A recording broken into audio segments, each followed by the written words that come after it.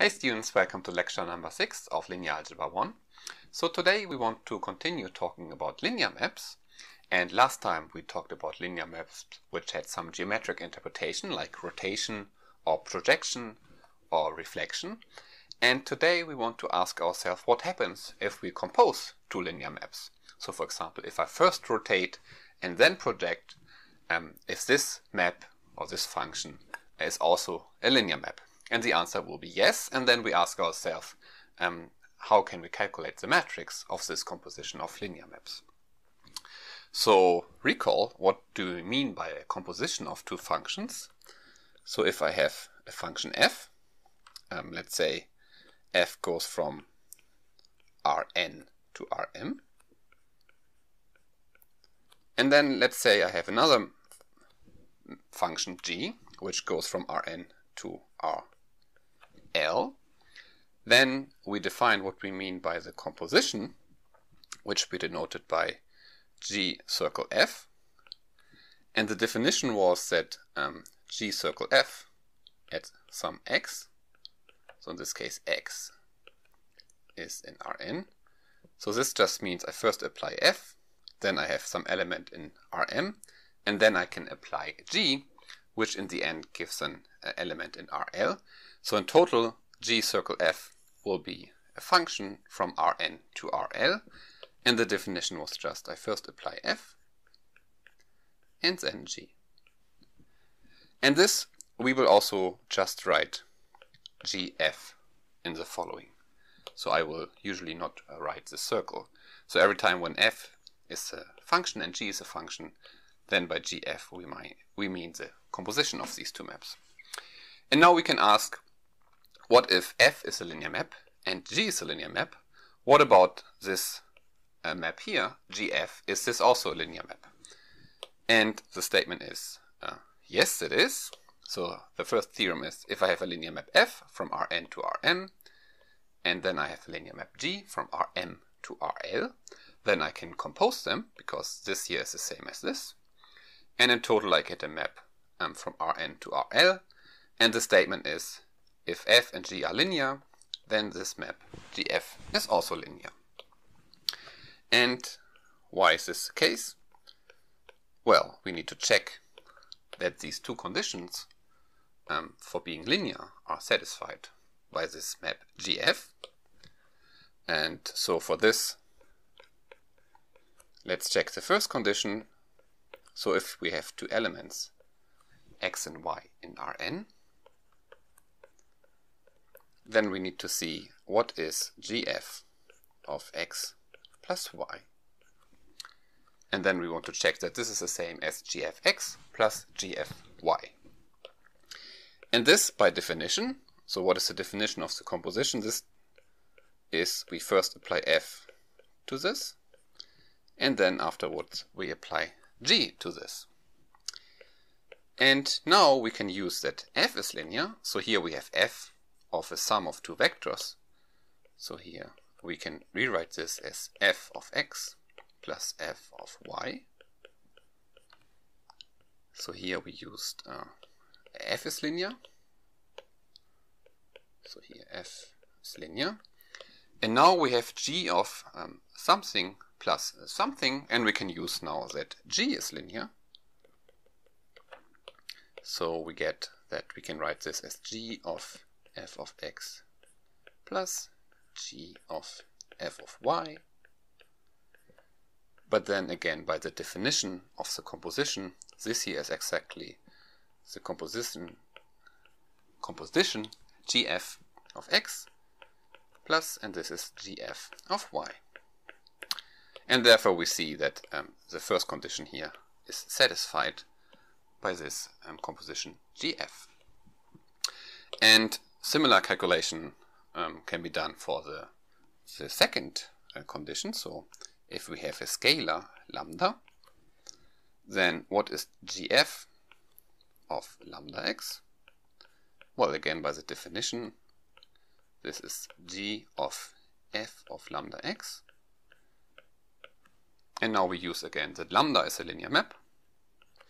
So then we can put this lambda in front. And now we use again that G is a linear map, because now it's G of lambda times something. So this is also lambda times G of f of x. And this, again by the definition of GF, is just GF(x). And therefore these two conditions are satisfied by this composition GF, and therefore this is also linear. So, and every time we have a linear map, there's also a matrix corresponding to this linear map. So the question is now, what is the matrix of GF? So I have two linear maps, F and G. So I have two matrices, F and G. And now the question is, what is the matrix of this composition? How can I get this matrix out of these two matrices? And before we answer this question, we do one example. So let's consider this example here.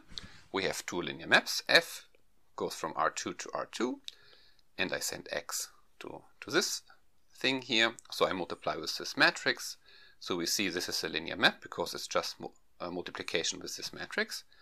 And G is the linear map from R2 to R3, where we multiply with this matrix here. And we also see that we can compose these two maps, because here the codomain of F equals the domain of G, and therefore we can compose a map and get a map GF from R2 to R3. And what we want to do now is we want to calculate the matrix of this composition. So what we want, so matrix of GF, so this is a linear map from R2 to R3. And recall, so how can we actually calculate the matrix of a linear map?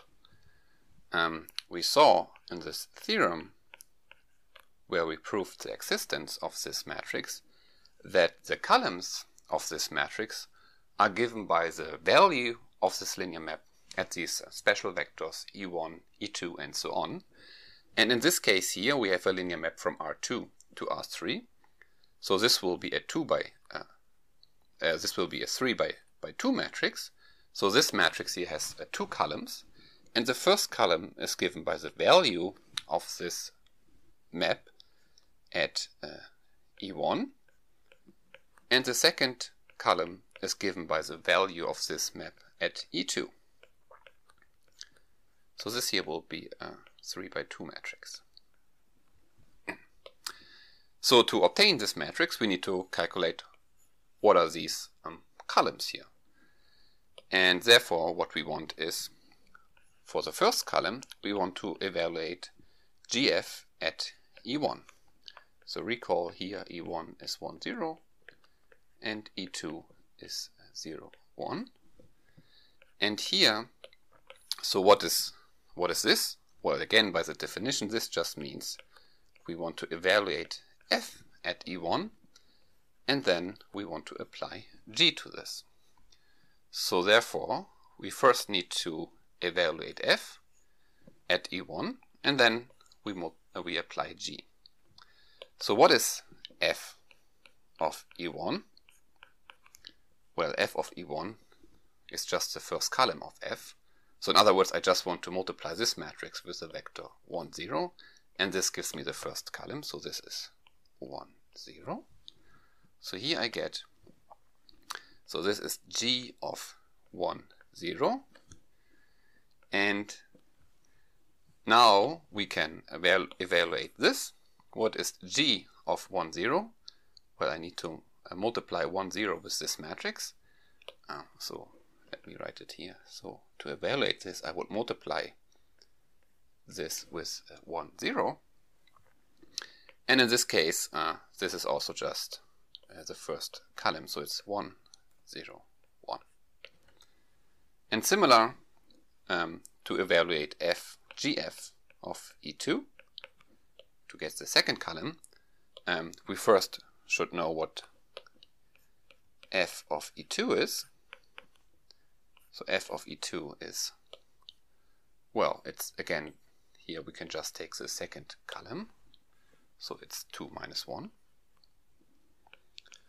And then we can say g f of E2 is g of f of E2, which is g of 2 minus 1. And this means I need to multiply with the matrix of G, so this vector here. And therefore, now we need to actually calculate a little bit. So we need to multiply this matrix here with the vector 2 minus 1. And then we see the first entry is 2 plus 1, so it's 3. So here we get 3, and maybe let me put this down here.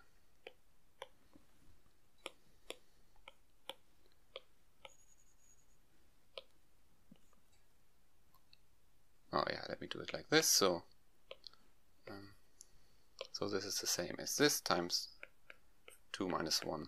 So here we get 3, minus 1, and 2. And therefore, we see that the matrix we want, the first column is this vector, and the second column is this vector. So in other words, GF is given by these two columns, but let me write this down explicitly. So the first column of this was given by this here. So we multiplied the matrix of G with the vector 1, 0, and the second column is given by multiplying the matrix G with 2 minus 1, and then in the end the result was 1, 0, 1, 3, minus 1, 2. And what were these vectors, 1, 0, and 2 minus 1? Well, these were just the columns of f, because they came from the fact that if I evaluate f at E1, I get the first column of f, and if I evaluate f at E2, I get the second column. So we can see that the matrix of this composition, GF, is given by taking the first column of f and multiplied with the matrix of G, and the second column is given by taking the second column of f and multiplied with the matrix of G, and in the end we get this matrix here. And then the question is, how does this work in general? And well, the answer is this always works like this. We take the columns of f and just multiply each column with the matrix of G. And the resulting matrix is then called also the product of the matrix G with the matrix F. And this is the next definition. So, so what we want to introduce now is the product of two matrices, or matrix multiplication. So if I have a matrix, an L times M matrix, and a matrix B, an M by N matrix, where this B has these columns here, V1 up to Vn.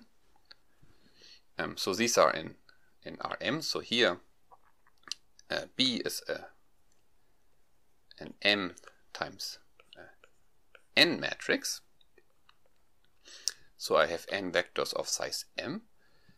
And then the product of the matrix A with this matrix B just means that I multiply each column of this matrix B with the matrix A.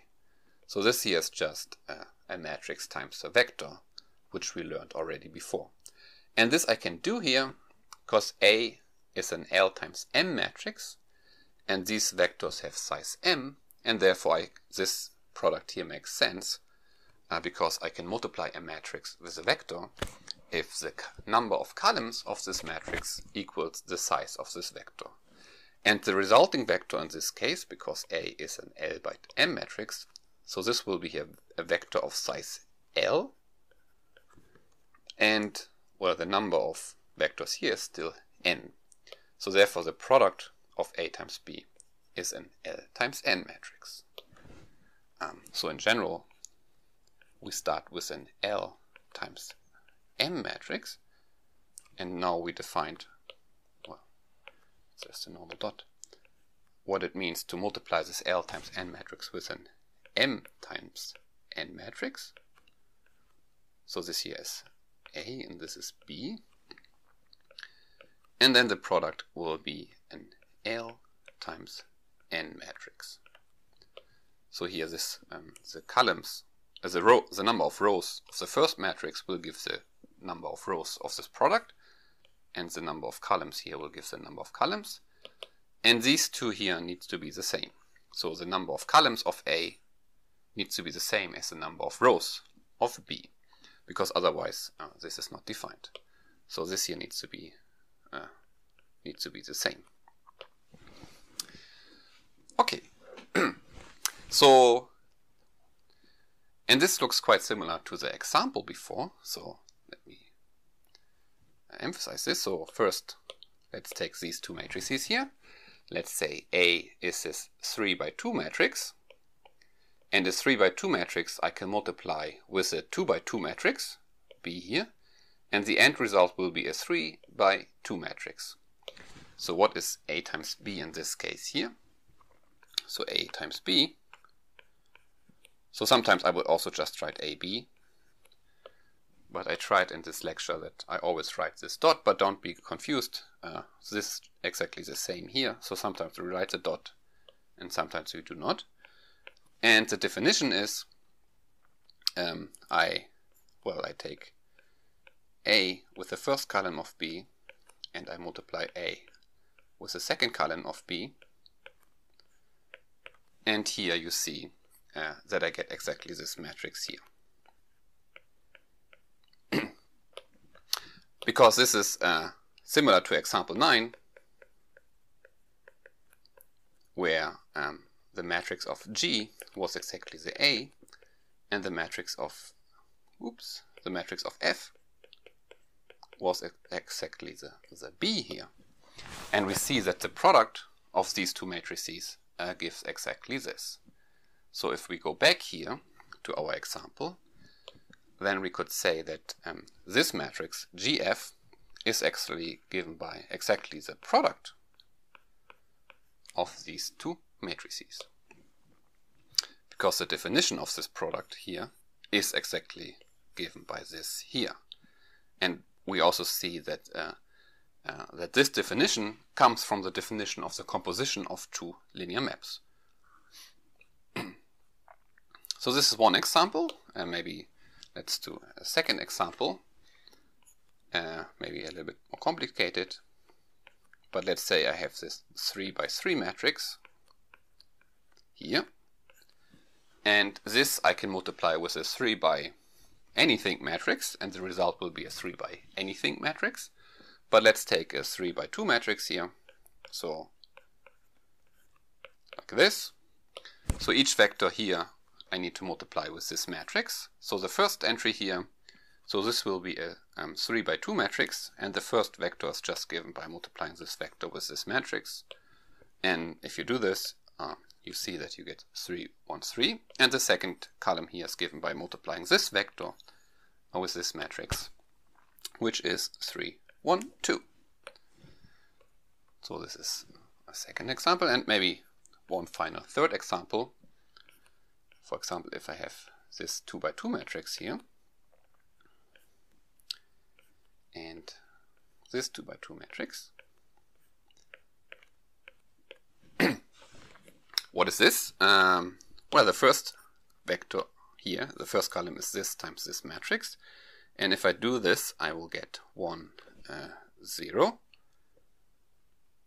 Yeah, and the second one is, if I do this multiplication, I get 0, 1. And here this is the identity matrix.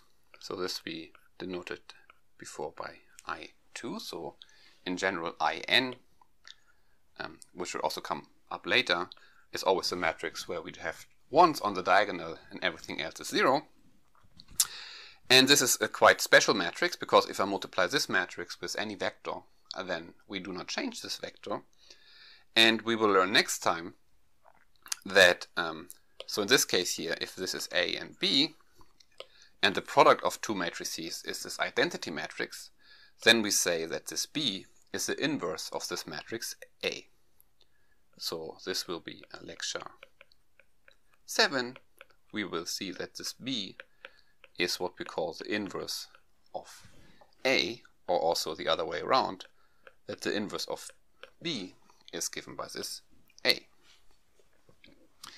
And if we look at the corresponding linear maps, then this will mean that whenever I have a matrix which is invertible, meaning there is such a matrix, such that the product gives the identity matrix, and then the corresponding linear map will be bijective.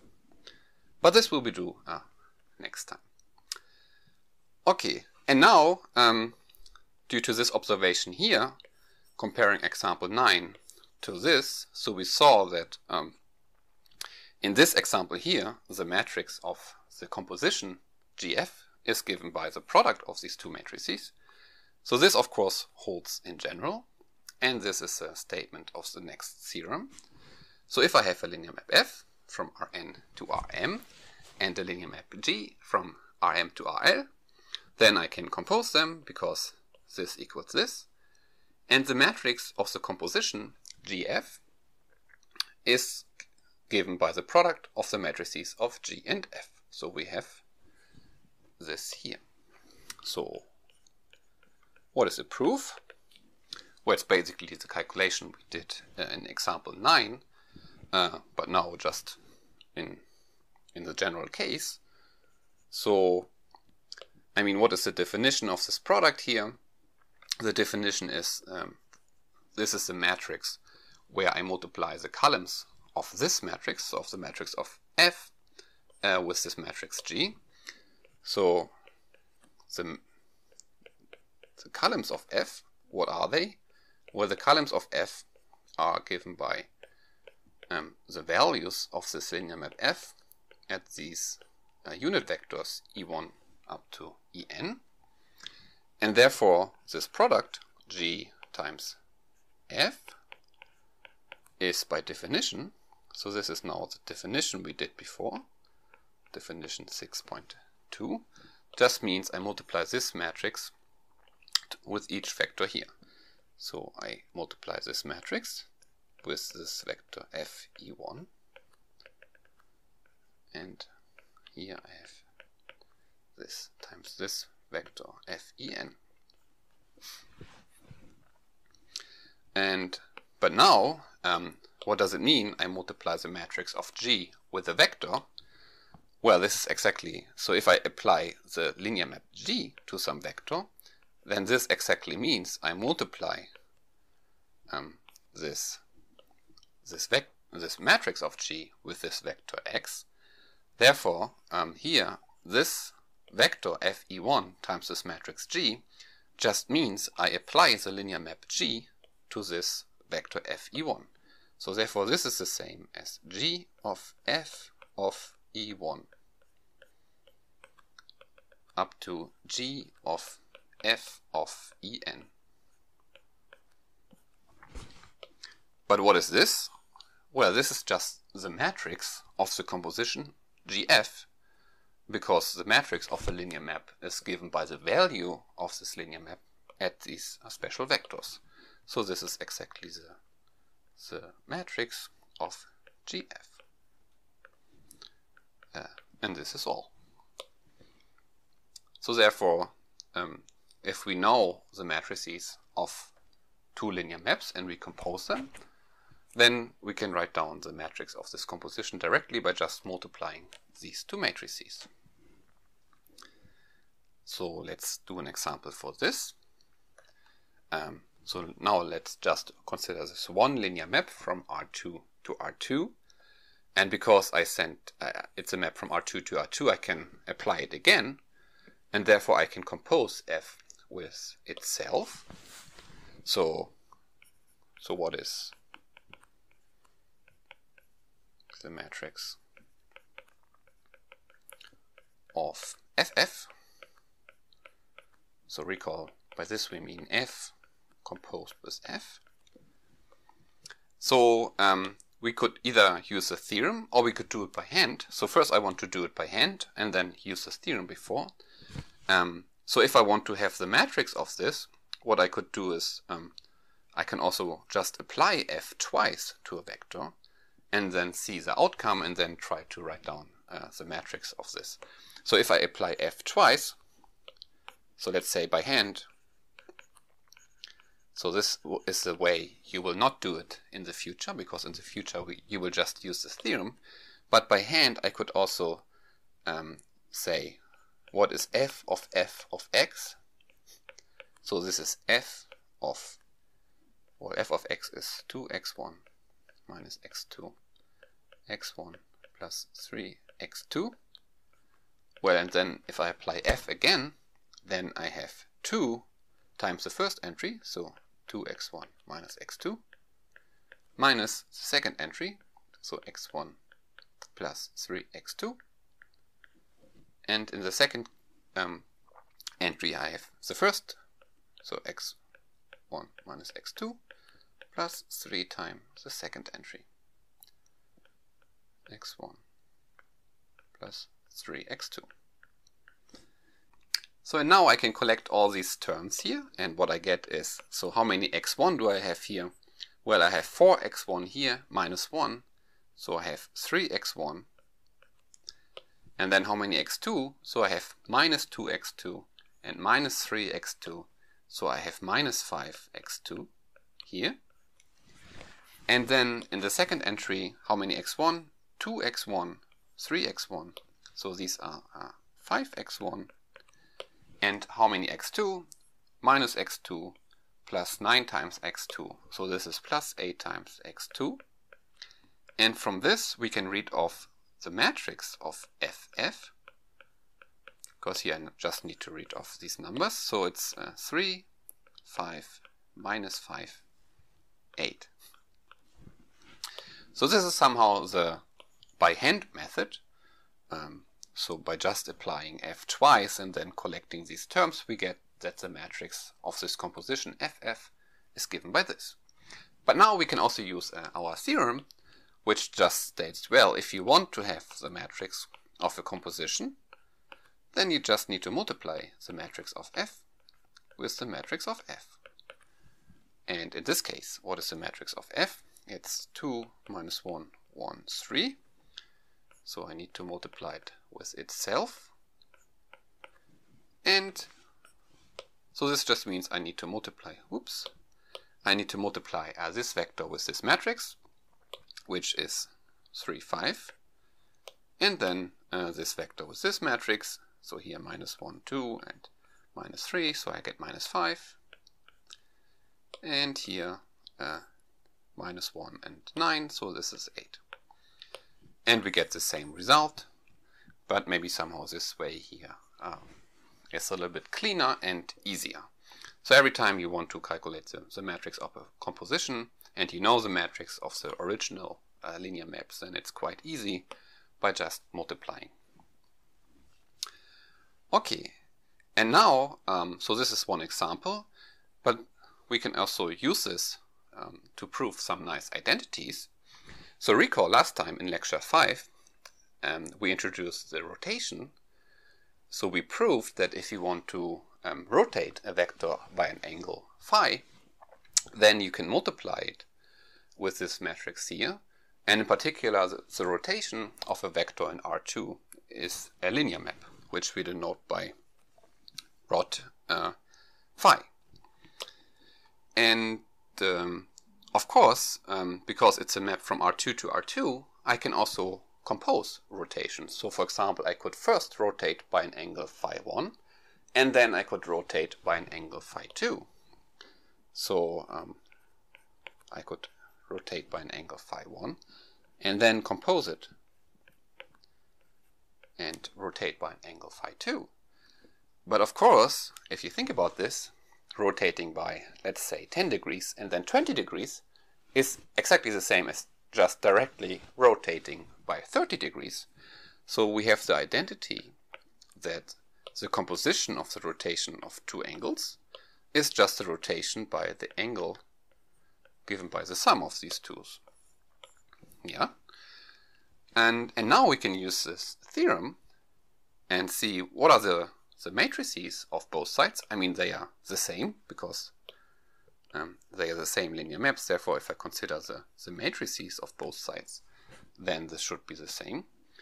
And on the right-hand side, where the rotation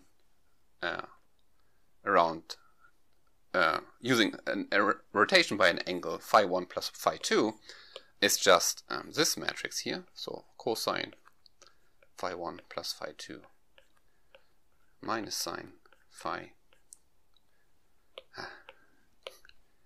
1 plus phi 2 sine phi 1 phi 2 cosine phi 1 phi 2. And the left hand side, where there we can use again our theorem. So here the statement of theorem 6.3 is that the rotation, the matrix of the composition of two linear maps is just the product of the matrices of these two linear maps. So I could take the matrix of rotation by an angle phi 1 times the rotation of an angle phi 2.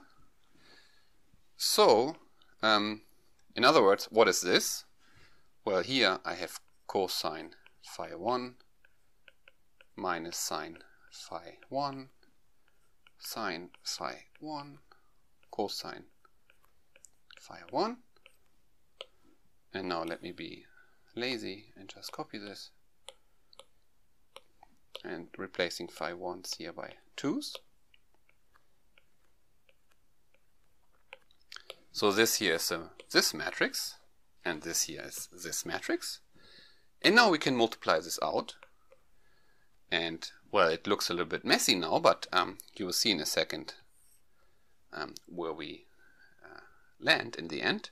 So what is and I actually just want to calculate two entries here and forget these two entries. So what is the first entry here? This is done by multiplying this here with this. So I get cosine phi 1 times cosine phi 2 minus sine phi 1 sine phi 2. So this is the top left entry. And the top right entry, I don't care. And the bottom left entry is this vector here. I multiply with this here. So I get sine phi 1 cosine phi 2 plus cosine phi 1 times phi sine phi 2. And the bottom right entry, I don't care. Because what I want to show here is that we know that this matrix, which is just the product of these two matrices, which are given by the product of these two rotations I want to compose, that this matrix here is the same as the matrix given by one rotation given by an angle given by the sum of these two. Therefore this matrix is the same as this matrix, even though it doesn't look the same.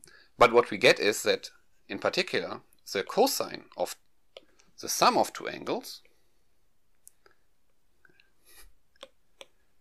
here equals this thing here. So, which is a non-trivial identity. So maybe this you saw in school. So this is also sometimes called the what it is called the angle sum identity. So angle sum identities. And this you can also prove in a geometric way by drawing a lot of triangles and getting crazy. But this here is now just a consequence of our theorem. We proved that the cosine of the sum of two numbers equals just the products of the cosines minus the products of the sines. And similar, if we compare the bottom left entry here we also get the formula for the sine of the sum of two angles. So sine of phi 1 plus phi 2 equals this stuff here. So this is one way of proving these identities by just using linear algebra. And of course there are also other ways to prove this. Okay, and now we introduced the multiplication of a matrix with a matrix, and we saw that this multiplication of two matrices appears whenever we want to compose two linear maps. So if I want to rotate and then maybe project to something, then the way going directly to this thing is by multiplying these two matrices. And for this matrix times matrix multiplication, there are some rules, like we also had for the matrix times vector multiplication. So for example, we saw that if I multiply A with the sum of two vectors, so I think this was one of your homework, this is the same as multiplying the matrix A with the vector x, and then add the multiplication of A with y. And we have similar identities now for matrices. So in general, if I have a L times M matrix and I have two matrices M times N, so don't get confused by all these different numbers, this just means here this A can be multiplied with B and D, because the number of columns of A equals the number of rows of B and D. And then I have a matrix C with N rows and P columns, so this just means I can multiply B and D with C. And lambda will be some number. And then the statement is that, so the first statement, if I have a matrix A and I multiply it from the right with the M times M identity matrix, so this makes sense because here the number of columns of A is M, then this is the same as multiplying A from the left with the L times L identity matrix. So this makes sense because L is the number of rows of A. And this is just the same as A, where IM and IL denotes the M times M or L times L identity matrices. So in other words, multiplying the identity matrix with the matrix doesn't do anything. And then the second statement is that if I have the product of three matrices, then it doesn't matter how I evaluate them. So in other words, if I want to multiply A, B, and C, then I could either first multiply A and B, get a matrix, and then multiply it with C, or I could first multiply B and C, and then multiply this with A. Then the third statement is, if I have the sum of two matrices, which just meant that if they have the same size, like here they have the same size, then I can add them by just component-wise adding the entries. And if I take the sum of two matrices and multiply it with a matrix, then this is just the same as multiplying this matrix with the first one plus the matrix with the second one.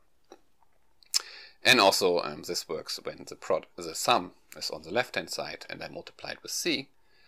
And then the last statement is that if I have a scalar, so if I first multiply two matrices and then multiply with a scalar, meaning multiplying each entry with lambda, this is the same as first multiplying each entry of A with this lambda and then multiply with the matrix B, or I first multiply each entry in B with lambda and then multiply with A. And so these are rules you can use whenever you calculate the product of matrices, but I will not write down the proof. So this is maybe similar to your homework 2 exercise 1, where you checked this first identity I wrote down. And similar, you can prove these properties of matrices, even though maybe that's not so much fun. So maybe either you believe me that this is true, or maybe you do one example for yourself to feel that this is true, or you just prove it similar to the homework. Okay, but here's one property missing, which maybe is true. So you notice if A, B, D, and C are just numbers, then of course all these properties are also true. So if you replace this identity matrix by the number 1. But numbers also satisfy an additional property, which is not on this list here. Namely, if I have the product of two numbers, let's say 2 times 4, then this is of course the same as 4 times 2. So this means that the multiplication of real numbers is commutative. But this is not true for matrices. And this is an important point. So the remark is this one here, that if I have an n by n, two n by n matrices, A and B, then the product A times B makes sense, and also the product B times A makes sense. But in general, this will give something completely different.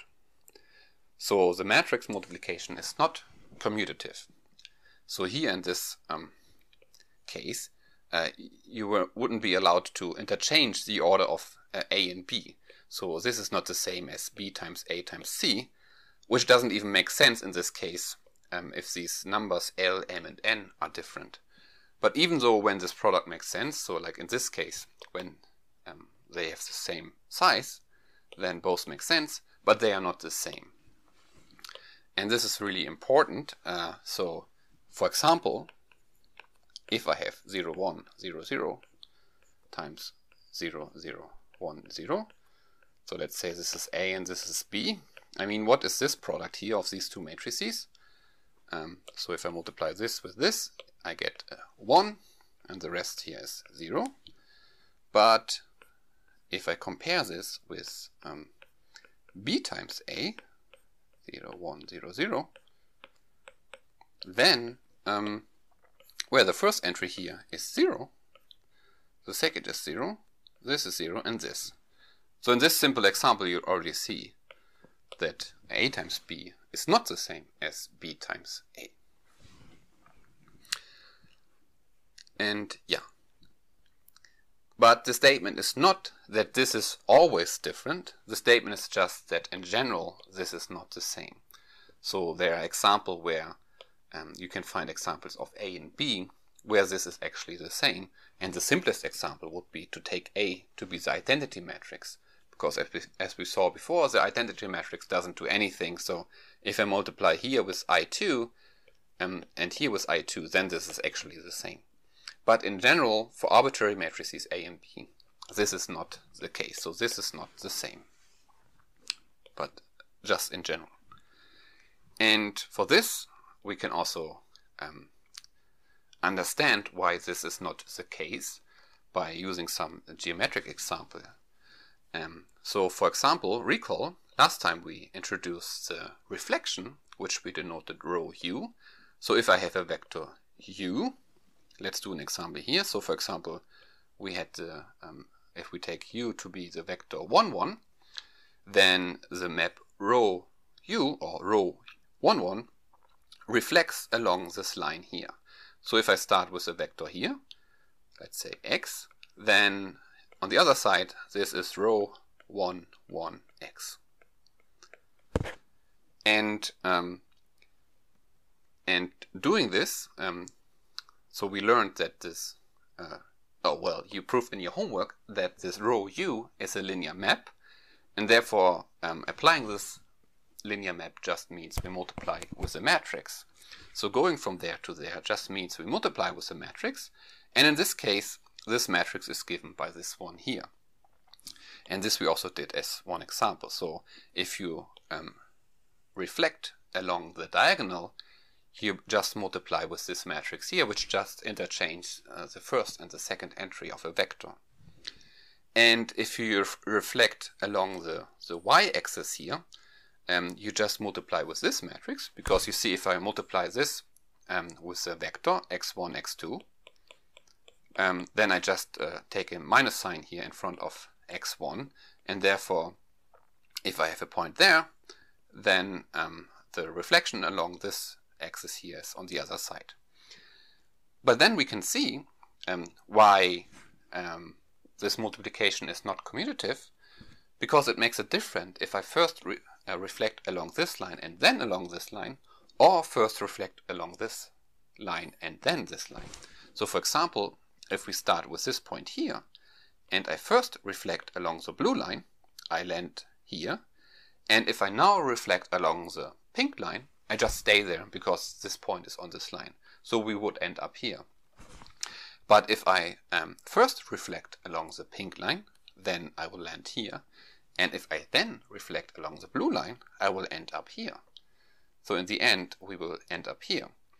And this just means that multiplying this matrix times this matrix is not the same as multiplying this matrix and with this matrix. Because applying this to this vector, we would either land there or we would land there. But let's make this precise. So we want to do this example, so we want to compare phi row 1, 1 of 2, 0. So we first want to apply the reflection along the blue line, and then phi 0, 1. So if I first reflect along the blue line, I end up here, which is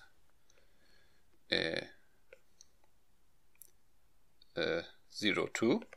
So this here is phi 1, 1 of 2, 0. So this is 0, 2. And reflecting along the pink line, meaning we multiply with this matrix, is just the same. So this is just 2, 0. Yes. 0, 2, sorry, 0, 2. So this here is also the same as P 0, 1, P 1, 1, 2, 0.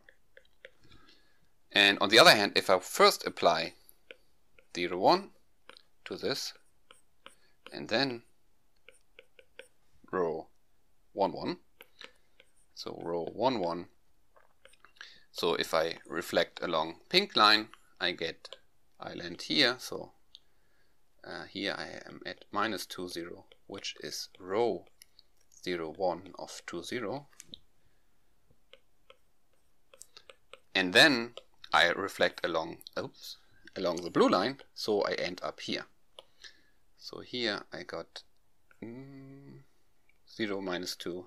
So this is phi, this is row 0, 1, 2, 0. So this is 0 minus, and this is not the same.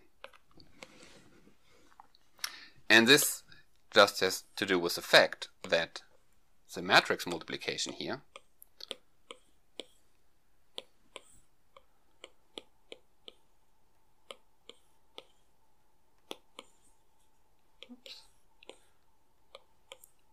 is not the same, because here in the first, if I first along blue and then along pink, this gives me the matrix 0, minus 1, 1, 0, and this one here gives me 1, 0, minus 1, 1, 0, and this is not the same. So you can see if I multiply the vector 2, 0 with this matrix, then I get this vector, and if I multiply it with this matrix, I get this vector here. Okay, and this is all for today. And yeah, next time we will do. So first of all, this will be part of the midterm exam, so you should be able to multiply two matrices. And then after the week of the midterm exam, we will discuss on this what I already mentioned here. We will talk about the inverse of linear maps. So we already talked about bijective functions. So a bijective function was something which is surjective and injective. And we will talk about when are linear maps bijective, and if they are bijective, how can we calculate the inverse, and is the inverse also a linear map? And the answer will be yes. And then the question is, what is the matrix of the inverse of this linear map? And the answer is that it will be given by the inverse matrix of the linear map you started with. But yeah, see you then.